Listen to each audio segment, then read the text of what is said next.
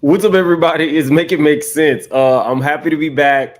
It's been a long time since I had a drink on one of these lives, so who knows what's about to pop out of my mouth. But like the video's intro plays, we got a lot to get into. Could somebody please make it make sense? Make it make sense to me intellectually. Make it make sense. Make it make sense. Make sense. Make it make sense. You knew what was up. Big moves. Surfer. Make it make sense. Tell me how you squeeze it. Make it make sense. Tell me about the things that you say. Make it make sense. Tell me about the things of your dreams. Hey, let me work out all the things in between. Make it make sense. Tell me how you squeeze it. Make it make sense. Tell me about the things that you say. Make it make sense. Tell me about the things of your dreams. Hey, let me work out all the things in between. Make it make sense.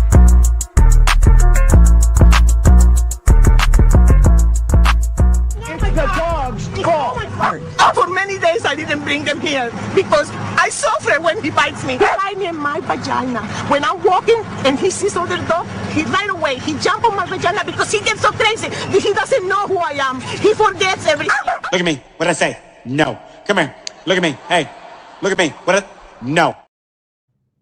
Okay, so we are just loading out. We're going to start with the foolishness real quick before we get into Shannon Sharp. But this is on the real TMZ channel, so I have to wait for the commercial to go off. I hate these. How are y'all doing tonight? I missed y'all. And no, he was arrested. He was definitely arrested. We're gonna get into it. Dang it, this is a long commercial. DSW, your days are marked. Ah, mean team.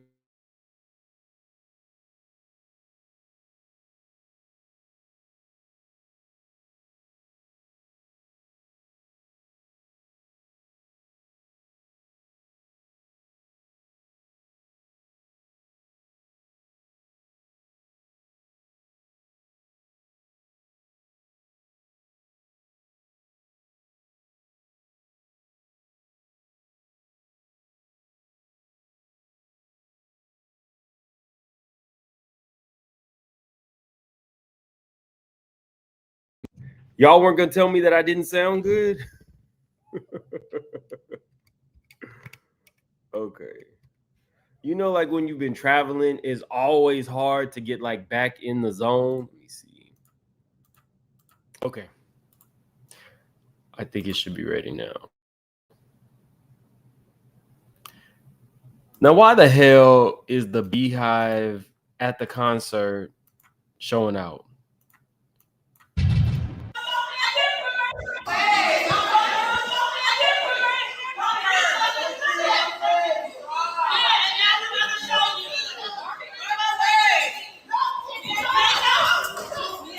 Now, LA people, is this what y'all be doing at concerts? What's up, Reddit? Is this what y'all be doing at the concerts? Let's see.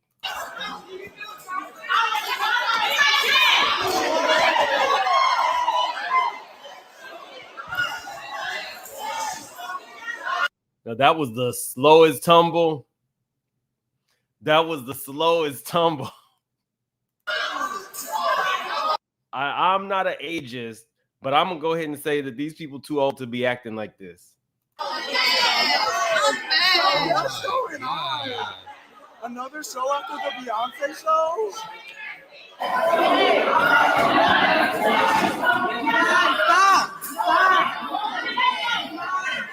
Y'all think they knew each other? Like the concert's already over. The outfit is too tight. The boots heels too high. The ages is too old to be acting like this at the Beyonce concert. This woman then just gave y'all her family. People was crying. And y'all over here, Tina taking a tumble.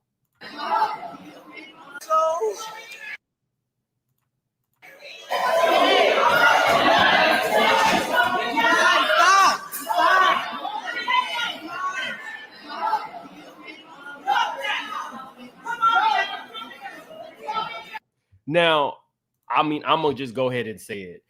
I don't know what nationality this young dude is, but the fact that it took somebody of a different ethnicity to come and really stop and break up the fight while everybody else recorded.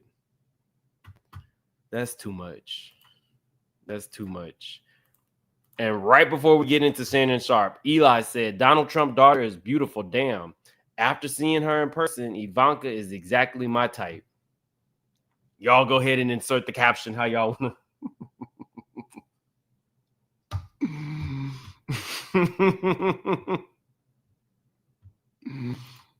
Never too old to step out and cause some drama. You like malt liquor, Luna B. I know you enjoy a black and malt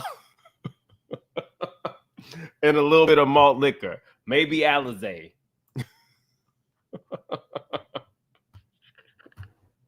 Okay, I thought this was the perfect segue into Shannon. So let's get into it.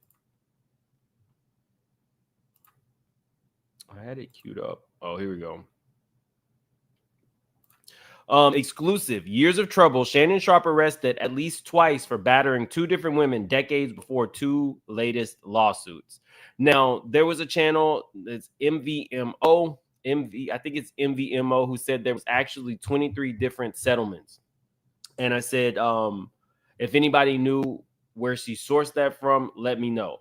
So right now we have, I think, one settlement so far, and these went through mediation as well. So, 20 more to go.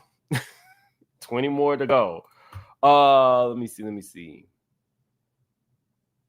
The U.S. Sun can exclusively reveal that the famed NFL player turned sportscaster was charged with battery in 1995 and 2004. In one incident, Sharpe, 56, got into an altercation, with a woman at his home in January of 1995. A police spokesperson said at the time, each said they were hit by the other. Now, I mean, look, Shannon Sharpe is big as hell. So unless he was battling, I don't know, Ivory or Takashi, it's really not gonna be a fair fight for this big ass football player and a woman of any size. So the whole will she hit me too is just kind of like, okay. As a result, both Sharpe and the woman, whom the U.S. Sun has chosen not to name, were charged with simple battery. The woman was also charged with destruction of property after she allegedly broke some glasses and things, according to the spokesperson speaking to the Washington Post at the time. Less than a decade later, the First Take star found himself facing similar charges stemming from an incident with yet another woman inside his Atlanta home. A Fulton County clerk confirmed to the U.S. Sun that Sharpe was charged with simple battery on July 22, 2004. A woman claimed Sharpe lifted her up to physically remove her from the home. The alleged incident occurred in June, and the woman reported it to police 2 weeks later. Then he reportedly turned himself in and was thrown in jail. He posted a $1,000 bond less than 24 hours later. His attorney at the time claimed Mr. Sharpe very appropriately and lawfully simply picked her up and gently put her outside of his home.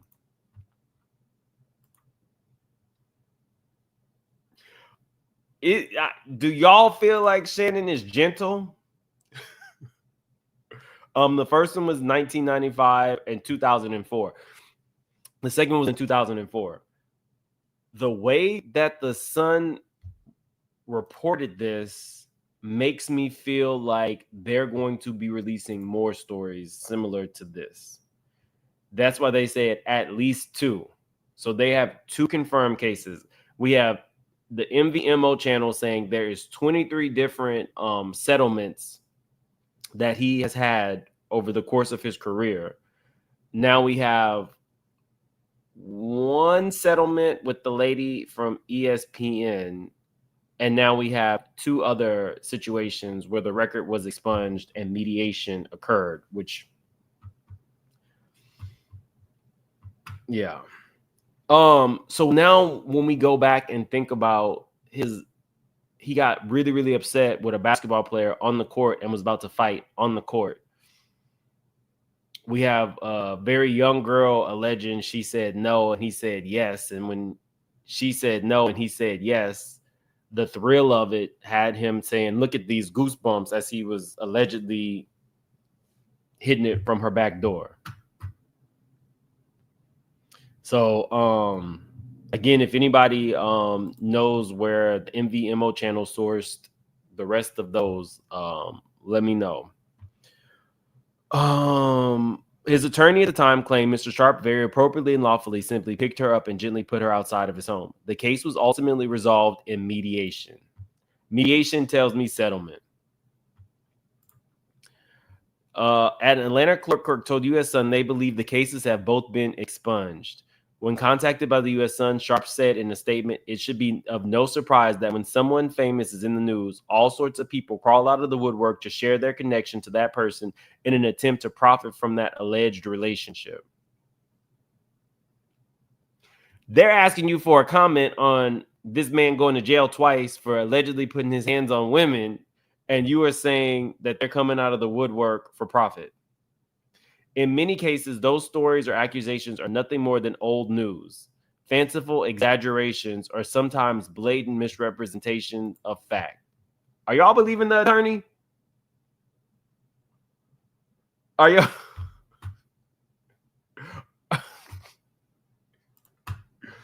y'all? This feels like when Diddy's attorney said that this was all a money grab. It's a money grab. It's a money grab. And then somebody produces evidence like a videotape, and then it's a tearful apology. They are shared on social media, are fed to reporters with intentional factual omissions and no regard for the truth. This is obviously purposeful, designed to create a fabricated narrative. Now, we don't have to go into the R-word accusations. We don't need to go into that. But let's move into this. I told you guys that there was going to be no way that Busby was going to share that tape. And now Busby has doubled down on that. It says, neighbors, the lawyers for the little girl, the lawyers for the little girl accusing Shannon Sharp of the R word just dropped an update. He says Sharp was given the chance to watch the sex tape that allegedly shows their encounter, but chose not to. Attorney Busby told TMZ Sports that the footage will not be released to the public because it is key evidence in the case. He said Sharp's legal team saw the video during mediation and Sharp himself was invited multiple times to view it. He refused every time. Busby added that the only reason the public knows about the tape is because Sharp brought it up on Instagram. Busby said they never threatened to leak the footage and still will not. Sharp previously described the video as a 30-second clip designed to make him look guilty and play into harmful stereotypes. You're the one in the race play, not us.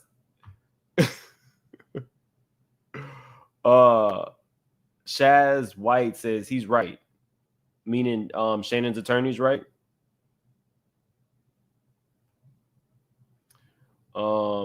It's nothing like Diddy.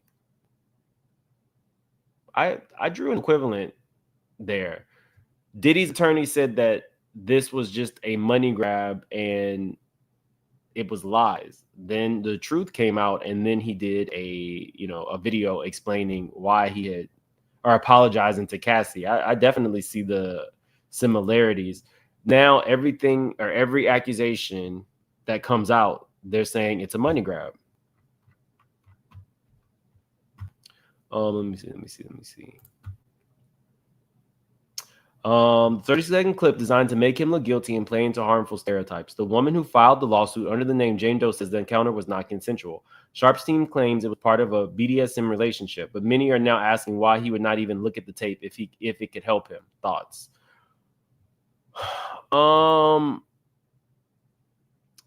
First off, there's no way that this girl or Busby could leak that tape without there being a revenge P case brought against them.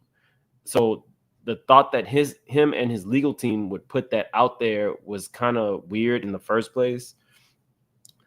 Let me just say, his lawyer seems real seasoned. Like Pamela, absolutely. I was just talking to a Diddy insider today about that.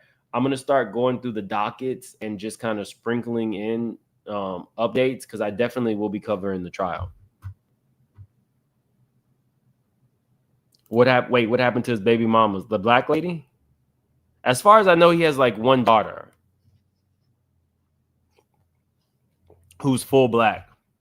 But after that, that was the end of that. Now that I don't know. I go back and forth. I definitely go back. It's okay, Miss Carmen. Okay. So let's move on to Mary J. Blige. So I was going to be reporting on this story very, very different. Like very differently. Until I talked to somebody who is intimately, I don't want to say associated with, somebody who has known Mary J. Blige for a very long time. And I want to report the story a little differently. So before we get into the actual lawsuit, I found out today that Mary's actual inner circle, and her actual inner circle for years, consisted of Andre Harrell,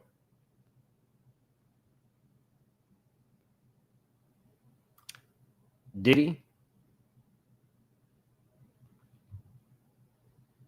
where is this other photo? Russell Simmons, and Kirk Burrows. Now, of these people, Diddy's in jail and secured horrible deals for her, leaving Mary sometimes in financial ruin. And she goes back. Some people believe she's been going back and forth with Diddy because Diddy has something on Mary. But Diddy has done her dirty. Kirk Burrows was actually the person who came in and saved Mary when she was on the brink of bankruptcy, I think the first time, and definitely really, really helped her out. And then Diddy severed this relationship, and Mary went along with it. And so Kirk Burrows ended up having to sue Mary J, or I think he sued Diddy, basically alleging what Misa is alleging about Mary J in this lawsuit we're going to get into. Kendu, we all know what he did to her. She's still paying alimony to this man. I believe that I think they said he was sleeping with one of the artists in their management company, and she is indebted to him almost for life. So she's busting her ass touring. Y'all see she be looking tired on those tours for Kendu. Russell Simmons, other person in the inner circle, is basically out the door in Bali, hiding from extradition. Let's get into Mary. So we have Casey, who she dated and was physically violent to her. We have Mary, alleged recovering alcoholic and drug addict, formerly in an abusive relationship, in a financially abusive marriage. When the Misa Hilton stuff hit, the inner circle person felt like it's not just a normal situation. It's not just a blow to an ego or risking the $5 million that she's asking for. It's somebody who has been an actual friend to her for all these years. And when you have the rest of the people in her inner circle,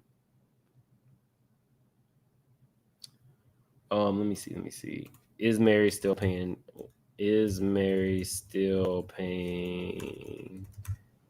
Kendu alimony?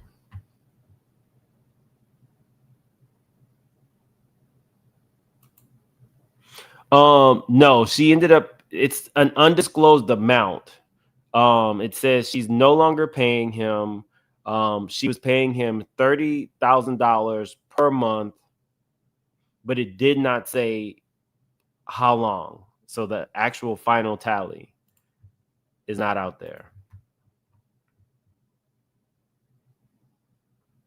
But yes, so this person feels like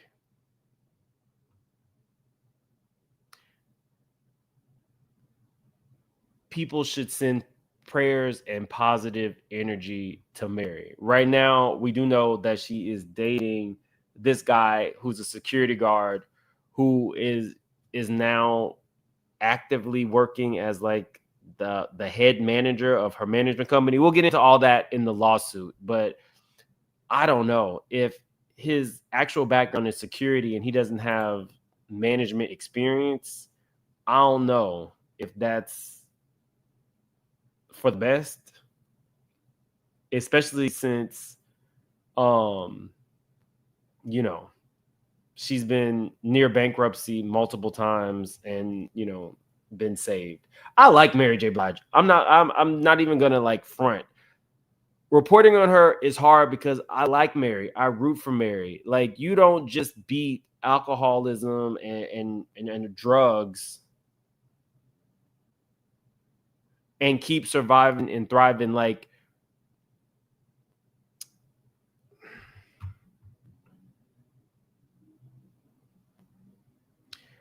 I did not realize that this Misa thing would be as big of a blow as it is until I spoke to this person. So, I root for Mary. I don't know. I when I look at Mary and I see her, most times she's not smiling. It doesn't seem happy. She doesn't look like she's enjoying the performances. She's had a difficult life for a celebrity. And the people in her inner circle outside of Andre Harrell really could not be trusted.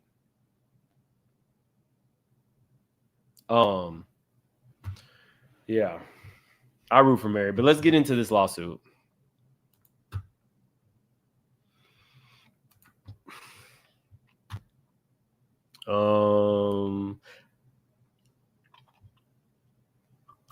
Blah, blah, blah.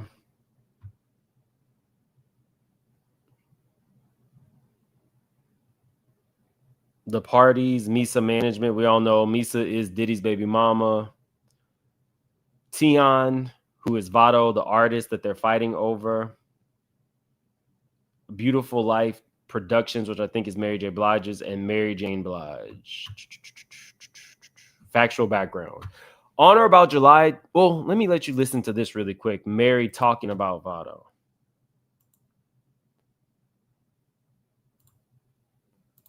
Well, Vado's been popping for years, you know, and it's just his time. It's his time, and we're family, you know. He's Misa's friend, and he's my friend, and we're all friends, and we're family. When we're family, you know, friends to get with my friends, and we could be friends. We could do this every weekend. We all listen to each other's stuff and listening to his, you know, paying attention to him the way I started paying attention to him closely. I was like, you know what, once you hop on, you know, Still Believe. And he did, and blew all my hair back. I said, oh, son, excuse me. I know I curse a lot. This is why we record things, Mary. I said, I said, wow. This kid it's his time. Right. It's his turn. And I could feel that. And he's out of here. Misa and Mary go back. Now, I don't know. This is just a rumor.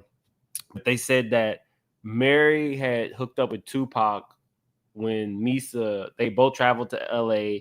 Mary hooked up with Tupac and Misa had hooked up with Suge, right? Wasn't that the rumor going around?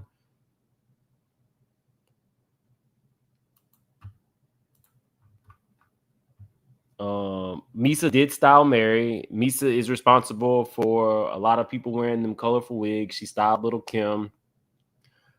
And she was responsible for how people saw R&B singers change. She, at a very young age, you remember she was like, 16 when she got with Diddy? And Diddy was already working at Uptown. And they gave her, Misa, the little young girl, the ability to style Jodeci, and she put them in Timbs and jeans, and they weren't in them like Stacey Adams suits. So she really was a pioneer of, I would say, like,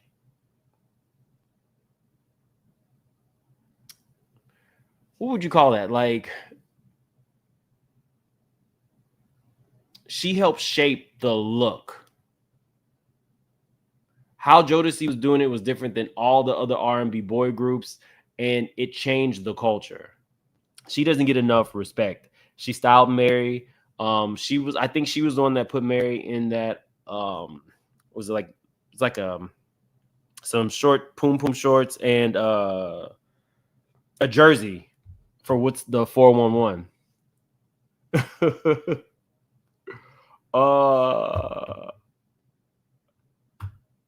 Yeah. Hip hop style, innovator of fashion, good choices of words. And Mary was the sound. I mean, they had Faith come out, but I don't think anybody had as much of an impact on the hip hop sound outside of maybe like Mariah, because they both mixed the R&B with the rap. Mariah being a little bit more popish, but that was Mary. Yeah. So it sucks. It was Lil Kim, Mary, Missy Elliott, and Misa. And they was all getting, I remember this, and I think Aaliyah was there too. And they were all getting drunk and effed up on the set of Little Kim's Notorious K.I.M. And they said Mary and Missy had already passed out. So all you could see was like the top of their heads in the video. Like they were a clique. These are like real friends. So my insider says it's probably because the money is slowing up with Misa. But anyway, let's get into this lawsuit. On or about July 25th, 2023, plaintiff Misa Management entered into an exclusive talent contract with plaintiff Winfrey, pursuant to which plaintiff Winfrey agreed to and engaged plaintiffs Misa Hilton to serve as plaintiff Winfrey's exclusive manager and agent throughout the world for a period of 2 years from the effective date thereof. Pursuant to the talent contract, plaintiff Misa had the exclusive right, subject to plaintiff Winfrey's approval, to negotiate contracts on behalf of plaintiff Winfrey for the rendition of services as an artist and or performer in the entertainment industry, and to solicit offers and negotiate contracts for the sale of any entertainment project. Pursuant to the talent contract, a consideration for the services provided by plaintiff Misa shall pay to plaintiff a sum equal to 20% of the gross earnings received by Vado indirectly or in connection with Misa's employment in the entertainment industry. In their capacity as plaintiff's Winfrey's management and agent, plaintiff Misa negotiated an exclusive recording artist agreement on behalf of plaintiff Winfrey with defendants Beautiful Life Productions and Blige. The talent contract between plaintiffs, and I see y'all in the chat talking about they was both sleeping with this man. $5 million for some D, because that's what it's about to cost somebody. That is true. Misa's son does have a case. Justin.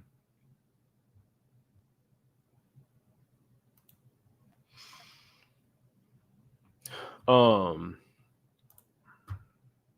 contract between plaintiffs and plaintiff Winfrey remains in full force and effect and has not been revoked and or rescinded by plaintiff Winfrey in any manner.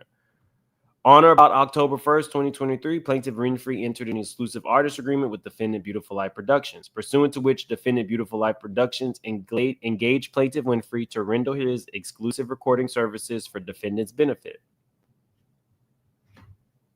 Hold on.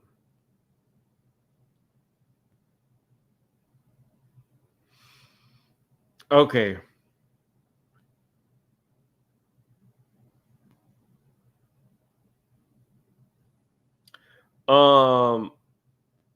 Okay. Okay. I need another sip almost. So apparently, we have some people in the chat. So let me rescind something. The person who truly had Mary's back was Kirk Burroughs. Andre had some shit with him as well. You never really know who's watching. You never really know who's watching. Let's see. The exclusive recording artist agreement was modified and amended by a First Amendment to exclusive recording artist agreement dated April 3rd, 2024. Pursuant to the exclusive recording artist agreement as amended, plaintiff Winfrey agreed to record exclusively for defendant Beautiful Life Productions and to deliver at least 12 recordings, of which 100% of the performances Embodied therein are previously unreleased musical works to be commercially released as an EP with 2 exclusive and irrevocable options for 2 additional EPs consisting of 12 recordings. Pursuant to the exclusive recording artist agreement as amended, in addition to a fully recoupable $150,000 initial period recording fund, defendant Beautiful Life Productions provided plaintiff Winfrey with a fully recoupable $50,000 advance, an additionally fully recoupable $150,000 recording fund, and an additionally fully recoupable $50,000 marketing fund. Under the exclusive recording artist agreement, any payment defendants made to plaintiff Winfrey or on his behalf, other than the payment of royalties, constituted advances recoupable from any and all sums payable to plaintiff Winfrey thereunder. Further, defendant Beautiful Life Productions was entitled to recoup all costs and expenses paid in connection with the presentation of plaintiff Winfrey's material, including without limitation recording costs, publicity photos and materials, tour support, rehearsal expenses, advances paid to artists, etc. Under the exclusive recording artist agreement, it was agreed that defendants shall be exclusively entitled to and shall own right, title, and interest throughout the universe in and to the results and proceeds of artist services hereunder, including but not limited to blah, blah, blah, blah. We don't need to get into all that. We want to get into the mess. Blah, blah. Artists shall not perform or produce any manner, any composition or portion thereof recorded by artists during the term for the purpose of making or exploiting sound recordings, records, radio or television commercials, or soundtracks. Okay, now here we go. The mess.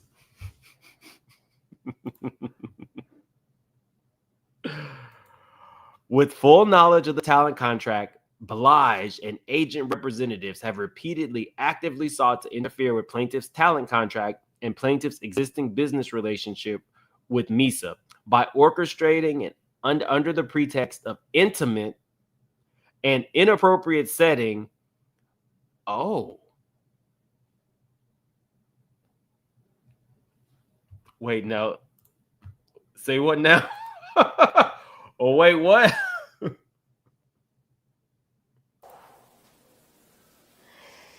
That was not expected. Maybe they were fighting over some D. Let's read that again. Plaintiff's existing business relationship with plaintiff Winfrey by orchestrating and under the pretext of intimate and inappropriate setting with plaintiff Winfrey where plaintiffs were intentionally excluded, such as late night yacht outings, hotel room visits, an after-hour dinner party at home and in a hotel suite in which defendants and its agents, and particularly defendant Blige, exerted undue influence in order to get plaintiff Winfrey to terminate the talent contract with plaintiff and jump ship to the defendants. Now, hold up. Mary. Now, we ain't gonna lie. Mary's a recovering alcoholic and a recovering drug addict, but the woman looks good. I think she's at mid-50s. She's looking good. It's kind of like Naomi Campbell. Both of them got over some real troubling shit and look great in their mid-50s. Now, she might be tired at the concerts and over it, but she looks good. Was she using her womanly wiles?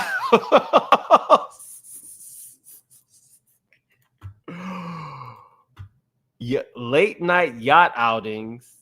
I wonder with Diddy. Hotel room visits, after hour dinner party at home and in a hotel suite. That's a lot, Mary. On no less than 3 separate occasions, defendants Blige's head of security / boyfriend, that's this man, / boyfriend approached plaintiff Winfrey and encouraged him to leave plaintiff or he would lose out of opportunities. He further offered to manage plaintiff Winfrey himself and read plaintiff Winfrey the proposed contract to ensure it was good. Now, no offense, what makes him a viable candidate to move from security to artist management and development? Am I missing something? Like, I feel like I'm missing something here. Sleeping with Mary J. Blige does not give you shit. Mary doesn't have the prowess. No offense, I love Mary, but there's been a lot of mistakes in this career. I told you guys, Kirk really helped her so that she did not go bankrupt. Diddy was effing her. Not a cougar cookie. Oh my God.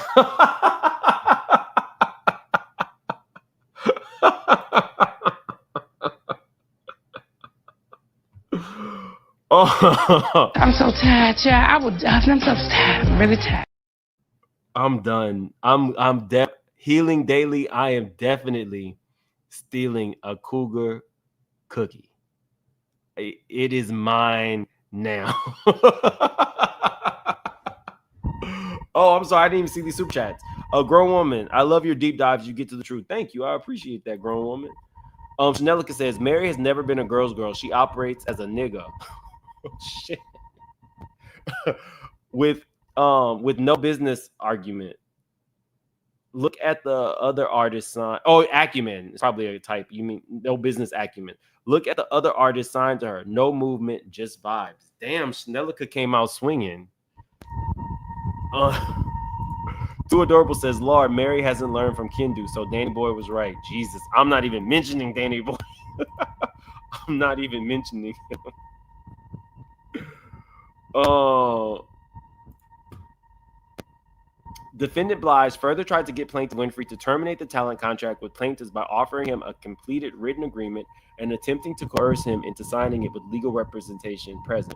Defendants further purposely sabotaged plaintiff's relationship with plaintiff Winfrey by intentionally denying and withholding from plaintiff Winfrey additional business opportunities, promotions, and performances.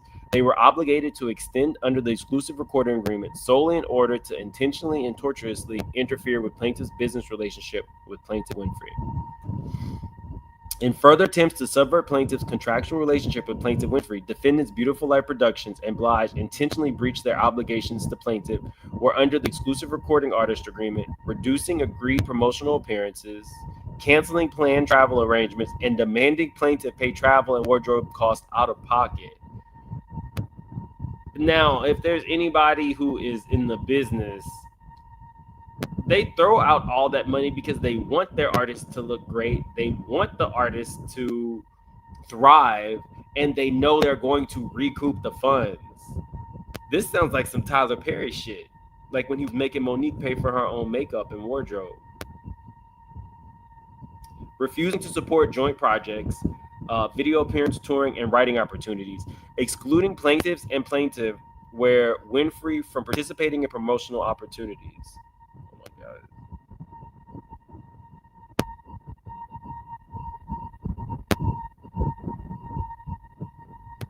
Oh my God. Oh. And other material bad faith acts specifically told plaintiff Winfrey that he was denied these income opportunities because of his continuing contractual relationship with plaintiffs under the talent agreement. For example, plaintiff Winfrey recorded and has completed an album of original songs, materials, and compositions, which has been ready for distribution and sale since July of 2024. Defendants, however, have refused to release the album, and the completed work remains locked in their recording facilities. Now that I'm hearing this, I'm feeling like Mary's man is giving me Wendy's husband vibes. The wrong picture. Isn't it giving you like Wendy's husband? Like he was a small-time drug dealer, allegedly. And she made him the manager. Wait, is my sound off? What tornado alarms? I don't hear anything. Let me see.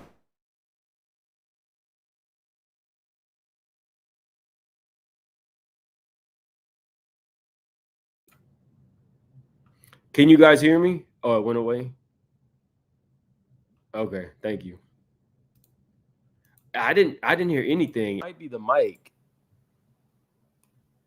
It's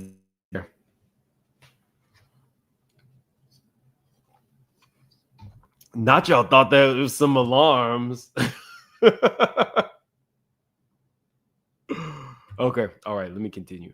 I feel like it's like Kevin Hunter, somebody who doesn't necessarily have the ability, but now Gabor is saying it. Okay. Caribbean guy said, "We good now." It was giving Family Dollar. This is a Best Buy microphone. Okay. No, I don't. There's no fan. I don't know what it was, but okay, we're gonna knock this out. Let me see. So they had a whole album done and they refused to release it. Defendants further refused to release Plaintiff Winfrey's new material and refused to permit him to perform it live publicly in order to intentionally deprive him of any and all means to repay the advances and payments Plaintiff Winfrey received and is obligated to repay to defendants. By such economic extortion, defendants have purposely entrapped Plaintiff Winfrey in economic servitude, unable to record and perform, and thereby unable to repay the defendants the sums they are entitled to under the exclusive artist agreement. Defendants are intentionally drawing out Plaintiff Winfrey, exercising provisions in the exclusive recording artist agreement to intentionally withhold his music from the market and bar him from performing live and touring, in order to compel him to terminate his talent contract with plaintiff Misa Hilton. Indeed, in private communications, defendant Blige stated that defendants were intentionally breaching the contract because Plaintiff Winfrey was managed by Misa Management. And as long as that remained the case, she would not honor the contract or allow him to go on tour as promised or appear in any music video where she was featured on his song. This is some bullshit, Mary. I'm sorry. If Misa was your friend, how would you do this to her? And how would you do this to this young artist?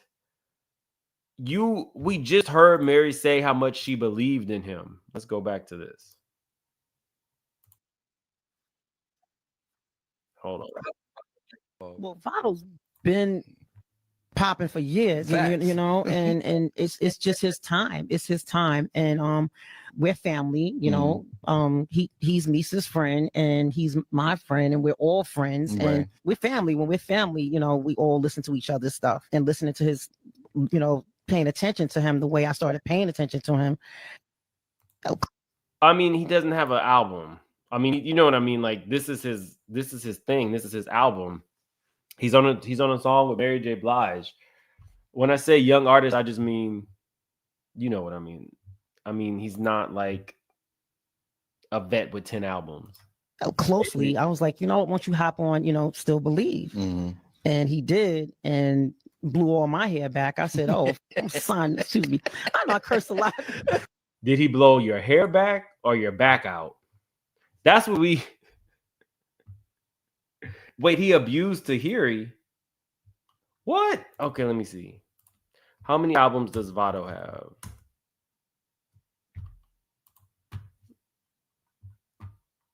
He's 40. He's been on a lot of different labels. Diplomatic Man, Long Run, Sony, Beautiful Life, We the Best, Cash Money, Republic, Interscope, DD. Okay, my bad. So he's just younger than them. He was born March 13th, 1985. Let's see what this man looks like.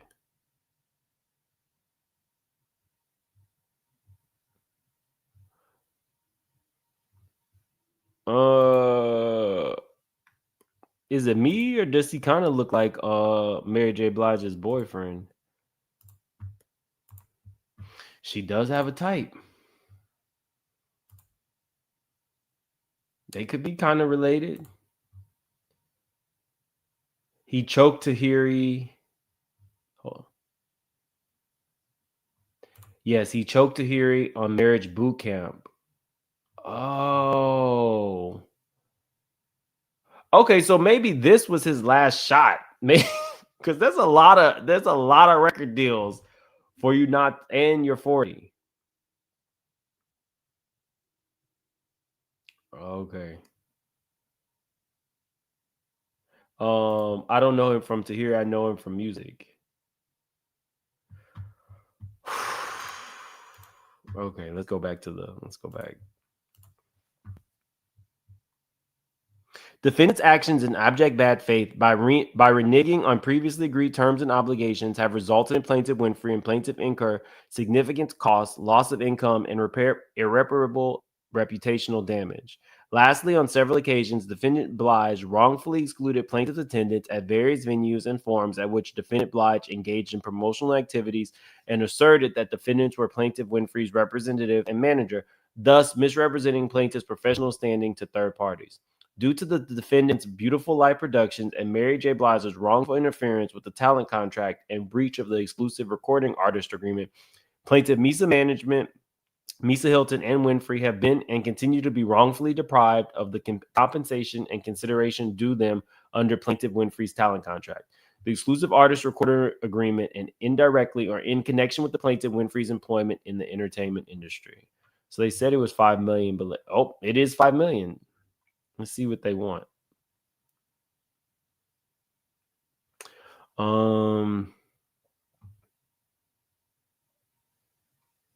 Oh, they want more than $5 million, y'all. So on the first cause, they want actual, direct, consequential, and other damages in an amount to be determined at trial. On the second cause, same thing. Direct, consequential, and other damages in an amount to be determined at trial. On the third cause, order defendants Beautiful Life Productions from interfering with a talent contract, prospective contractual and business relations with venues in New York State, the rest of the United States, and the rest of the world. On the fourth cause of action, they want compensatory damages, including expectation damages and consequential damages in the amount to be proven at trial, but in no event less than $5 million. And awarding plaintiffs costs and interest, attorney fees, together with such and further relief as the court deems proper. They want over $5 million. And if they have all this proof, I don't see why Misa shouldn't get it.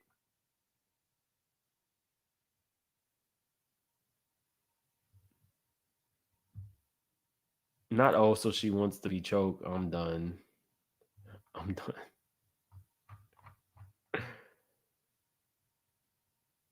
Wow. I'm really shocked. I didn't read this lawsuit before I came live. So I mean, I didn't expect this. Let me see. This is all they have so far. But when they start having the exhibits and stuff like that, which I'm sure will be messy text messages and hotel bills, I'll bring that to you guys as well. But I think this is a good place to stop. I have more stuff to talk about, but we'll do that tomorrow. So I will definitely see you guys tomorrow. Like the video on your way out. We got like over 3,000 in the chat. Let's see where we are on likes. We should at least have 1,500 likes. I don't be asking for much. Just some likes, y'all. We don't even have 1,000 likes yet. So definitely hit that like button on your way out. If you're new to the channel, please subscribe. We have a good time over here with facts and mess. So good night, y'all.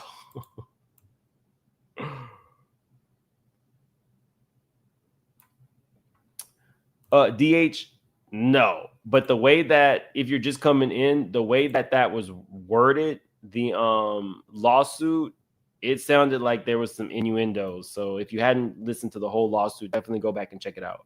Support Mims to the like, but thank you, Shia. Yeah, Roberto, you're gonna have to go back and be replay gang. Y'all have a good night, y'all.